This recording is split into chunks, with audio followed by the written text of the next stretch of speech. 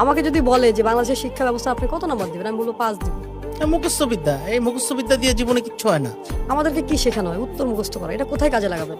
আপনাকে আমি যদি বলি যে বঙ্গবন্ধু কত সালে পৃথিবীতে এসেছে, কত সালে গিয়েছে, এটা আমার লাইফে কি ইম্প্যাক্ট ফেলে? কিচ্ছু হবে না, এইসব জেনে এই লাভ সাল হবে আমি না। মুখস্থ করে কি করবো? রবীন্দ্রনাথ কত সালে কি করেছে, তার কয়টা বই আছে, ঘোড়া নাকি শেষের কবিতা, লাভ কি আমার জীবনে?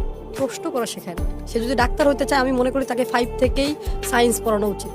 সে এমনভাবে ডাক্তার হোক যাতে সে প্রতিটা জিনিস বুঝতে পারে যে আমি কোথায় হিট করলে তার জীবনে। এই যে ডাক্তারের ভুল চিকিৎসার কারণে হাজার হাজার লাখ লাখ মানুষ মারা যায়, কারণ কি? মানুষ পড়া চোর। সে ডাক্তারি শিখতে যেও চুরি করছে, মুখস্থ বিদ্যা মুখস্থ করেছে, পড়ার জন্য উত্তর দিয়েছে, এখন মনে শেষ। থাকতেছে না। এখন আর মনে থাকতেছে না। কারণ সে যদি প্র্যাকটিক্যালি করতো। আচ্ছা আমাকে বলেন, এমবিবিএস করার পরে আবার ইন্টার্নি করতে হবে কেন? তার জীবন থেকে কতগুলো সময় নষ্ট হবে। তাহলে এমবিবিএস এ কি শিখাইলো তাকে? মাস্টার্স পাস করে আবার কম্পিউটার কেন শিখতে হবে? মাস্টার্সের ভেতরেই থাকতো ওই সাবজেক্টগুলো, এই যা যা দরকার এই সাবজেক্টগুলো। 20 বছর শেখার পরে ইংলিশ বলতে পারি না আমরা, হুম তাহলে কি ইংলিশ শেখায়? এই শিক্ষা ব্যবস্থা